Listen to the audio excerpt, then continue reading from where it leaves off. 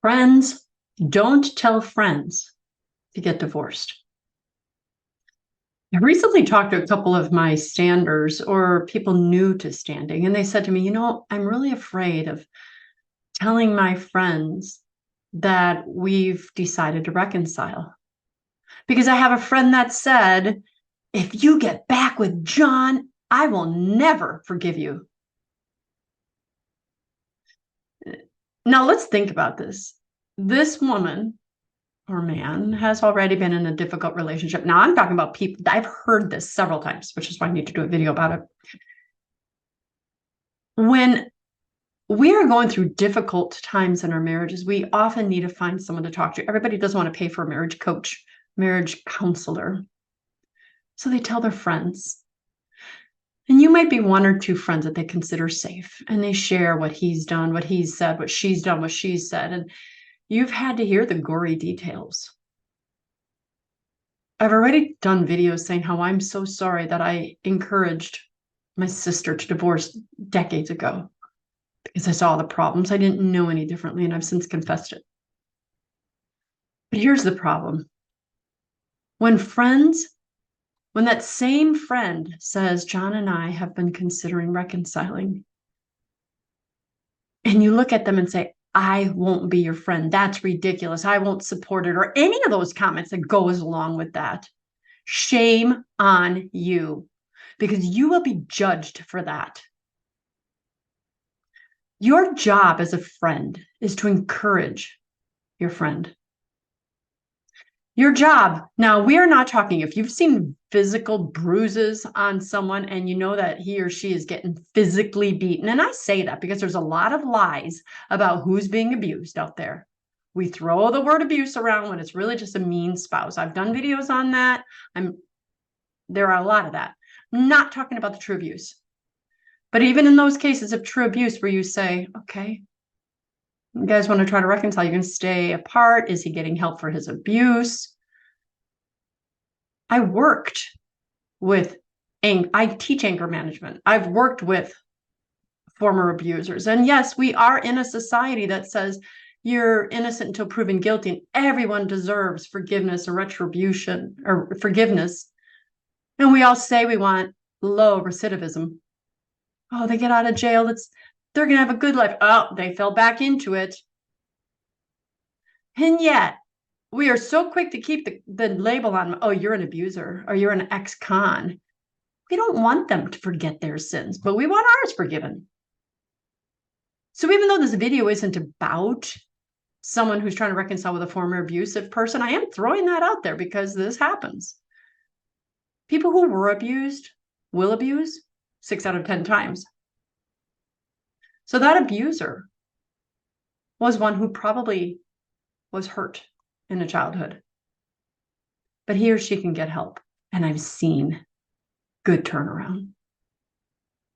But I'm not even talking about those cases. So let's put those aside.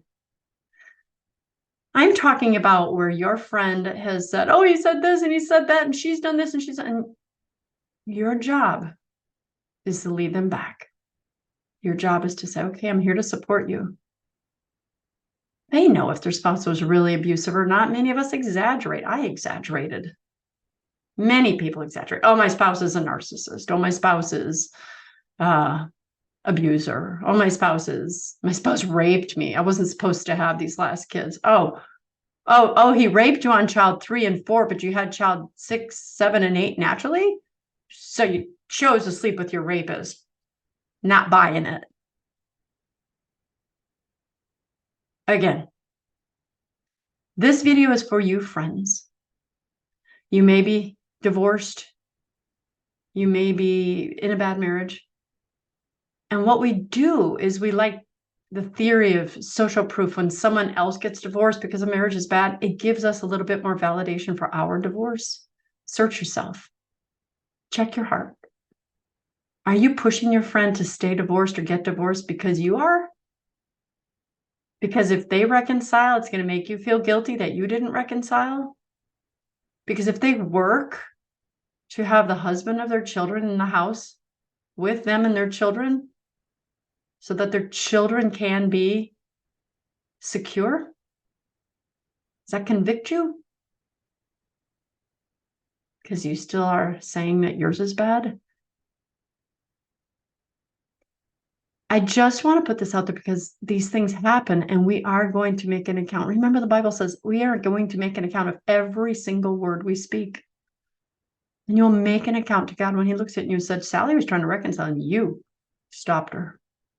You told her not to. You told her you wouldn't even be her friend. So she didn't. And do you want that at your judgment? Because remember, it's not just as our Protestant brothers and sisters think that, oh, I'm sorry, and then God lets you in heaven scot-free. You will have to burn off the stain of that sin. Okay, thank you. I love you. You're going to come to heaven. But first, you throw yourself into the fires of purgatory because no one would want any single stain on them in the light of Christ.